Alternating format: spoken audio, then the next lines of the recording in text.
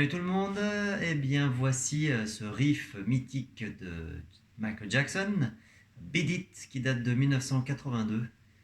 Donc ce riff est au niveau de la petite histoire sur l'album studio. Ce riff est joué par le guitariste de Toto, qui est un grand guitariste, qui est musicien studio et qui est enregistré dans les années 80 à peu près sur tous les albums.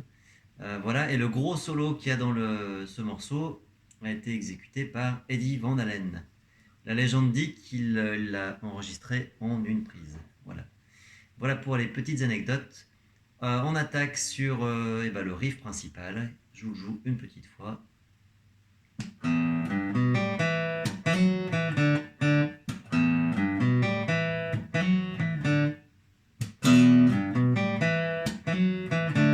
En fait, j'ai commencé par le faire une deuxième fois. On ne peut pas s'empêcher, une fois qu'on a commencé, on est obligé de continuer.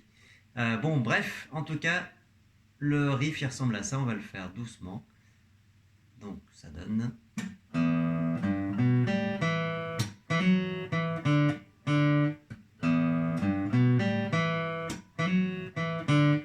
Donc, au niveau de la main gauche, le mieux c'est d'avoir un doigt par case. Donc, case 2, index, case 3, majeur, case 4, annulaire. Ensuite, il faut bien faire attention aux différentes cordes. Là, je vais avoir un hammer de 2 à 4. Je laisse l'index en place et je viens taper avec l'annulaire en 4. Et après, c'est pratiquement c'est la même chose, mais il y a une note en moins. Voilà, je m'arrête sur cette note. Ce qui va être compliqué là-dedans, c'est le rythme. Beaucoup de contretemps. Donc, je commence par 3 temps de silence, plus un chute et. Toujours le même principe, le chuter, chuter. Je dis chute en tapant sur ma guitare, en posant plutôt la main sur la guitare. Et le et, je viens attraper la note. Chuter. Donc 1, 2, 3, chuter. Voilà, je me suis trompé. Chuter.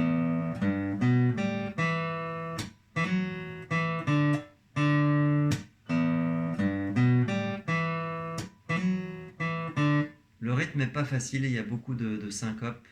Donc là, je vous conseille quand même d'écouter vraiment beaucoup le morceau pour avoir le rythme.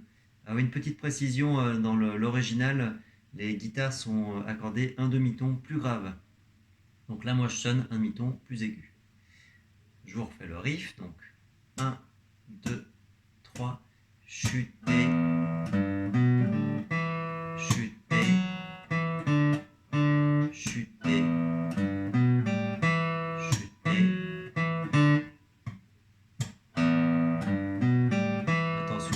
Silence du coup, chuter. Je vous le refais une petite fois vraiment lentement. Donc 1, 2, 3, chuter.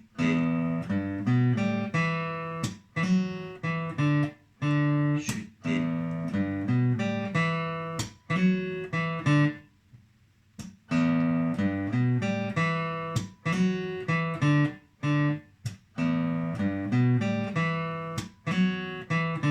Niveau des coups de médiateur, je fais tout vers le bas, sauf la corde à vide de sol. Je regrimpe comme ça, vers le haut. Comme ça, je me replace.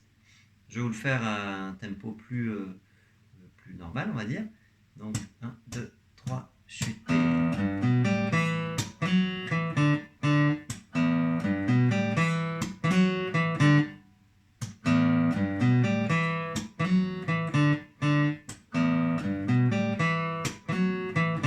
Voilà pour la partie A.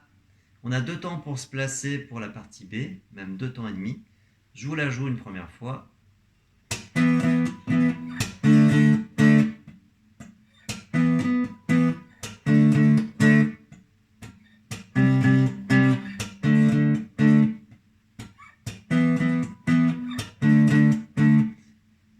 Donc là, je fais des accords de force, des power chords. Donc toujours la même position qu'on déplace.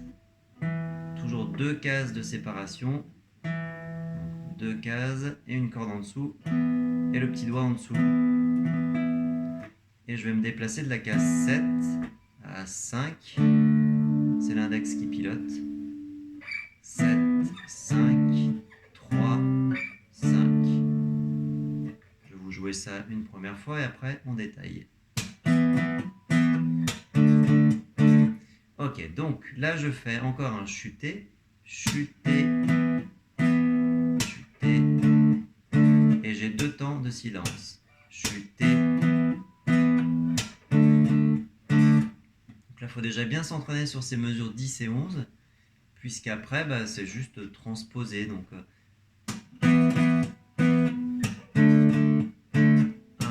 2, je refais. Et après je passe en 3. Chuté. En 5 et en 7. Là j'arrive sur une boîte, mesure 17, boîte 1, qui renvoie à la mesure 10. Et après, quand je vais revenir sur cette mesure 17, il faut que je la saute pour aller en 18. La seule chose qui change, c'est que, vu que je vais aller vers le refrain, je vais devoir jouer ma corde à vide, qui est donc en levée, donc en anacrouse, une note avant le premier temps de la mesure d'après. Donc, le couplet, je vous le fais une petite fois, avec les boîtes 1 et 2.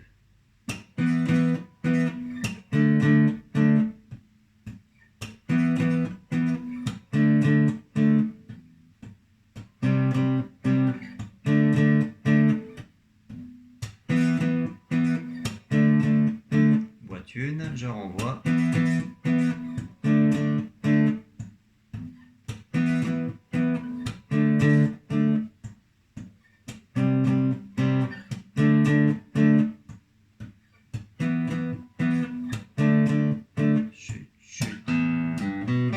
Sur ma partie refrain. Refrain partie A, il n'y a rien qui bouge, mis à part le nombre de boucles. Et puis la dernière chose à voir, c'est la partie C. Alors là, il n'y a pas plus simple. Partie C qui ressemble à ça.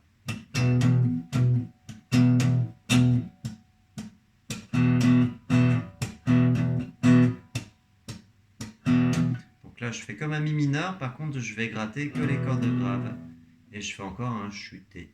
Chuté. 1,